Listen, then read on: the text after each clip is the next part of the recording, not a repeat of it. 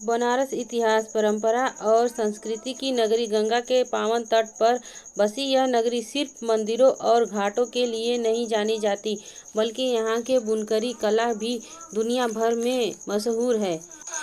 बनारसी साड़ी एक ऐसी विरासत जिसे सदियों कारीगर अपने हाथों से सजाते हैं, लेकिन यह परंपरा आज संकट में है। पहले खाली हाथे वाला चलता था, मशीन पे कम था। तोता में जो इस नकली डिजाइन बनने लगा लूम पर ना, इसीलिए ये फेल हो गया। इसको कम आदमी जो खरीदार है ना, इसको कम खरीदते। ये महंगा पड़ता है। ये पड़ेगा 7,000 8,000 का साड़ी, और पड़ेगा 1,500 1,200 का। तो ग्राहक उसको ले लेते हैं। हमारी साड़ी बहुत कम लोग लेते हैं, इसीलिए इसका डिमांड कम है। ये जो गिरफ्ता का हम लोग बीनते हैं बानी, इतना नहीं है। अगर आपको 20,000 का लाभ मिल रहा है तो आप 5,000 दीजिए। वो को 5,000 ले से पता नहीं आएगा कि नहीं आएगा, तुरंत तो थोड़ा दे दूंगा। बनारसी साड़ी की जड़ें मुगल काल से जुड़ी हुई है।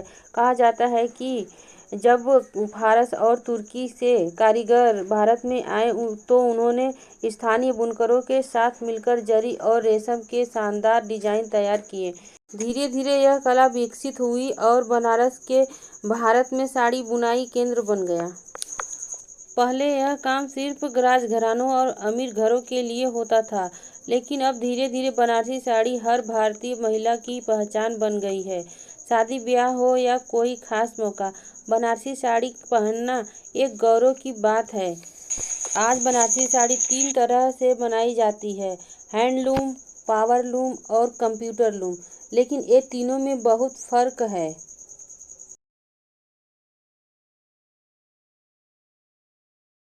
सबसे अच्छी सुविधा वही जो है लाइट की ही थी, और कोई दिक्कत नहीं थी, और कारोबार भी अच्छा चलता था। लेकिन आज जो है सबसे ज़्यादा भारी जो है वो लाइट की बिल वही पड़ रहा है। और बाज़ार भी काफ़ी, जैसे कि यहाँ ज़्यादातर साड़ियाँ जो है अब सूरत की बिक रही हैं। गवर्नमेंट इस पर ध्यान नहीं दे रही है। बनारस के कारोबार लगभग ख़त्म हो चला है। हैंडलूम से बनी साड़ी महीनों में तैयार होती है। यह सबसे शुद्ध और प्रमाणिक बनारसी साड़ी होती है, जिसमें बुनकर का हुनर झलकता है। पावर लूम का काम तेज होता है, लेकिन इसमें भी हाथ का काम जरूरी होता है। लेकिन कंप्यूटर लूम में इस प्रक्रिया को बदल ही दिया। मशीनें तेजी से साड़ियाँ बना रही है, लेकिन इनका पुराने बुनकरों पर बहुत बड़ा असर पड़ रहा है। जो बुनकर पीढ़ियों से इस कला को जिंदा रखे हुए हैं, वे अब इस काम को धीरे धीरे छोड़ रहे हैं। सरकार हैंडलूम और पावर लूम को बढ़ावा देने के लिए कई योजनाएं चलाती है, लेकिन इस योजनाओं का लाभ असल बुनकरों तक नहीं पहुंच पाता। कंप्यूटर लूम चलाने वाले लोग सरकारी सुविधाओं का लाभ उठा रहे हैं, जबकि पारंपरिक बुनकर इन सुविधाओं से वंचित हैं। आर्थिक तंगी के कारण कई बुनकर पलायन कर रहे हैं। जिनसे हाथों से बनी बनारसी साड़ी बुनी जाती थी, वही वे मजदूरी करने के लिए मजबूर हैं।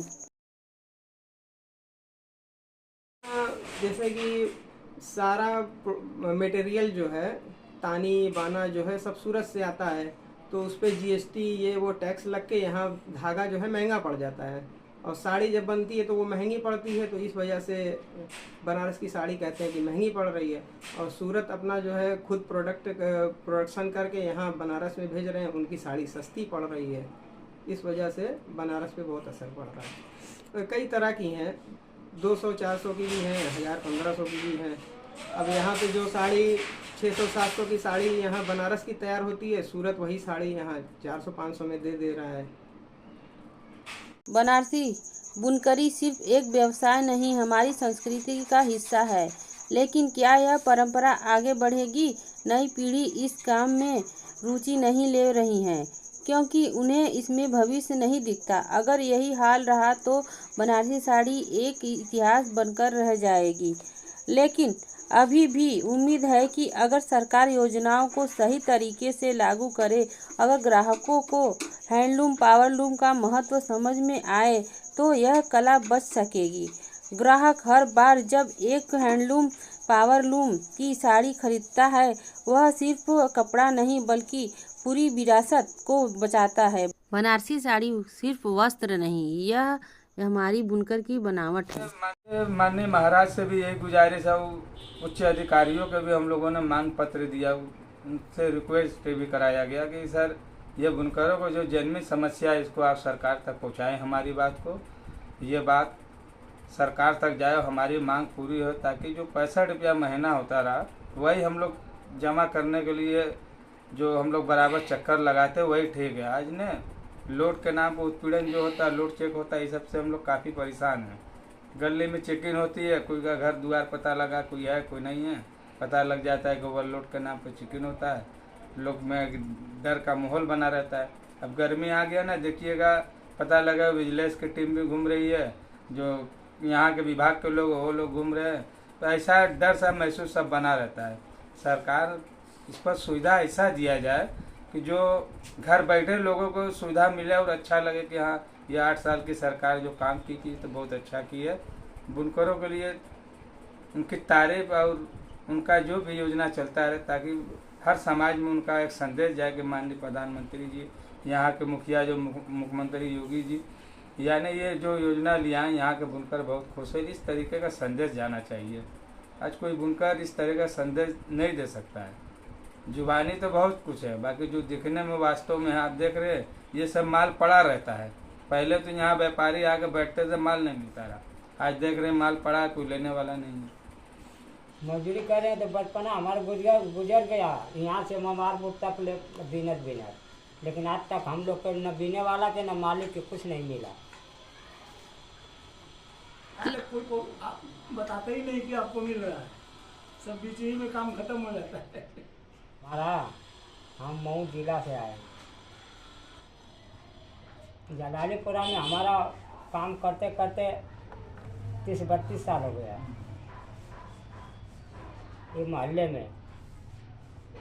अब तो हम लोगों को यही लग रहा है कि बुनकारी का जो हम लोग का धंधा है इसको बंद करके हम लोग ये सब धंधा ही छोड़ के हम लोग लेबर गारा मट्टी यही सब कर लेंगे। बाकी अब नहीं लगता है कि इसमें हम लोग वापस लौटेंगे, क्योंकि ये स्थिति पैदा हो गई। हमको परिवार चलाना है, बच्चे का पढ़ाना लिखाना है, भविष्य भी तो उनका संवारना है।